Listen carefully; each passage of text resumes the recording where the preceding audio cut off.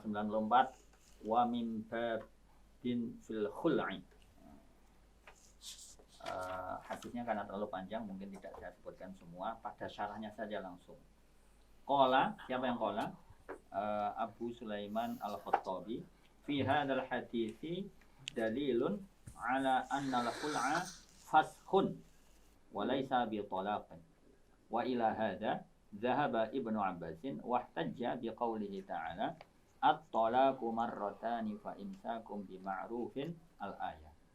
Qala Ibnu Abbas, thumma dzakara al-khul'a faqala fa in khiftum alla yuqima hududallahi fala junaha 'alaihima fi maftadat bi.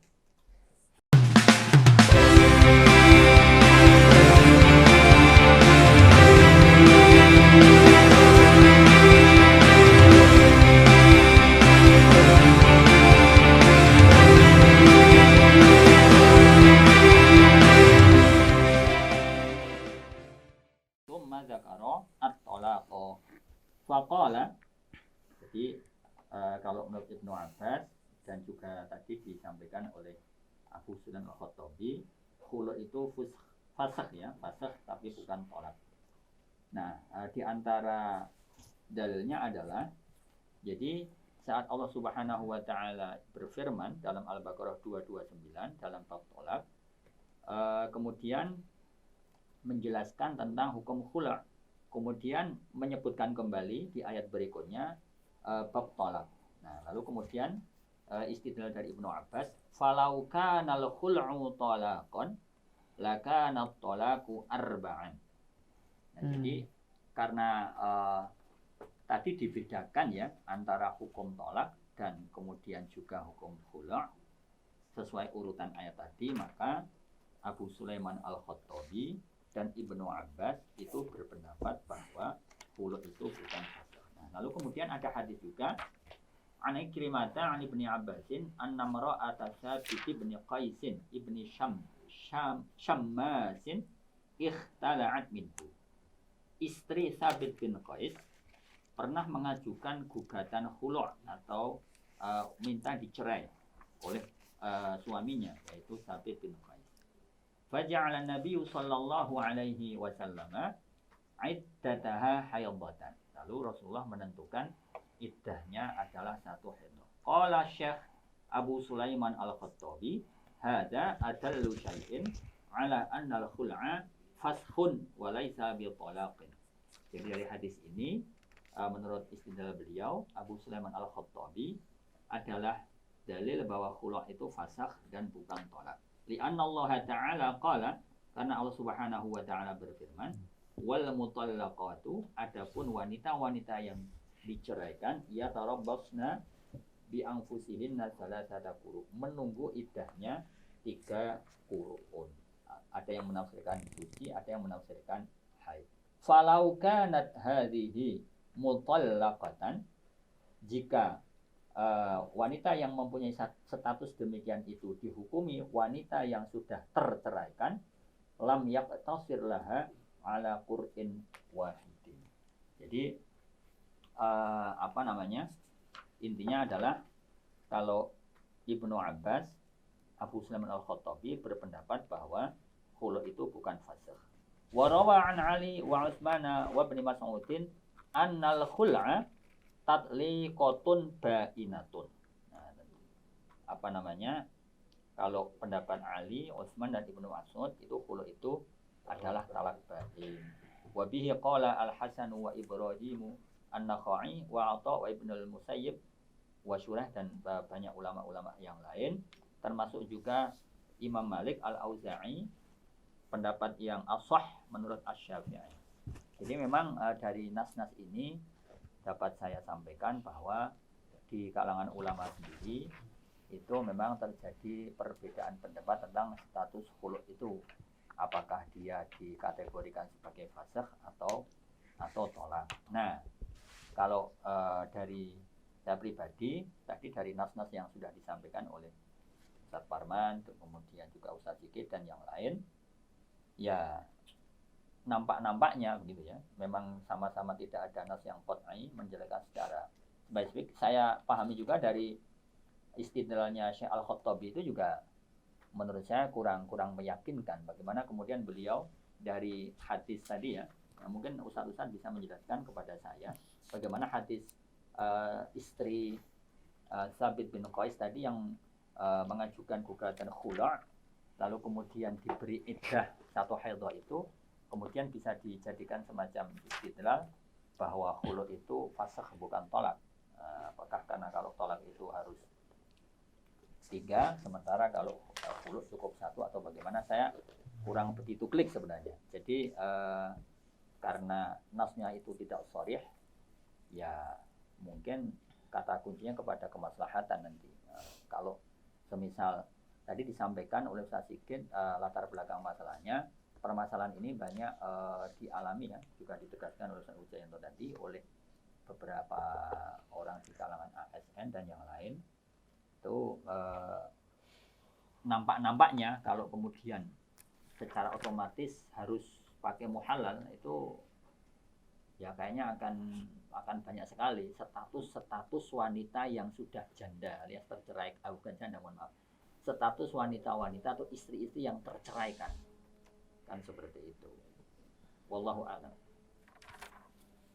Baik, dari Ustaz Thayyib, ada lagi Ustaz yang mau lebih menjelaskan barangkali tadi kan bagaimana mendefinisikan khuluk ini Ustaz ya, itu terjadi perbedaan pendapat gitu. Ustadz Heri mungkin?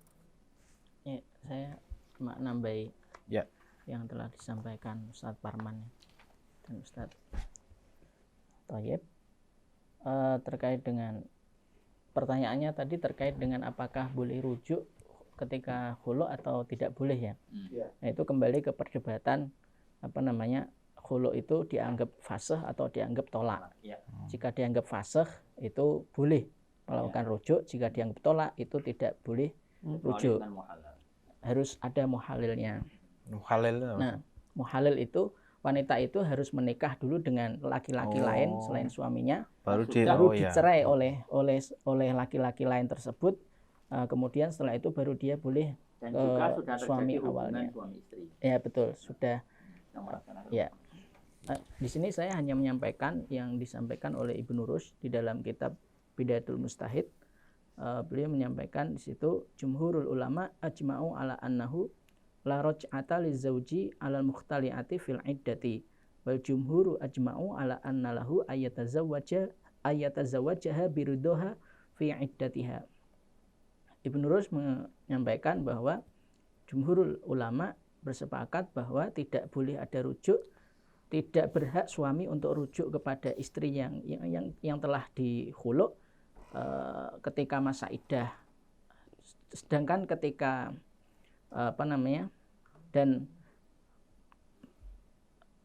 dan ketika istrinya itu ridho di dalam masa iddahnya, boleh bagi suami untuk menikahinya.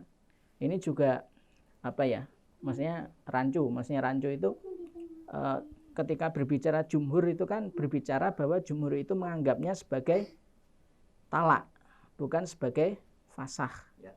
Nah, di dalam Bidayatul Mustahid ini seakan-akan Ibnu Rushd menganggap bahwa jumhur itu justru menganggap khulu itu sebagai fasakh. Nah, sehingga di forum ini harus disepakati dulu para asatid terkait dengan khulu itu dianggap fasakh atau tolak, yang ditarjih yang mana, sehingga nanti bisa kita pilih pendapat terkait hukum rujuk pasca khulu. Mengaten. Terima kasih. Saya nambahkan dikit Mas Hawari. Sementara saya lebih cenderung karena yang ada di referensi saya bahwa khulu itu fasakh bukan tolak ya. Jadi dasar hukumnya adalah hadis Abu Dawud dan Tirmidzi, ini masuk kategori sahih riwayat tadi ya.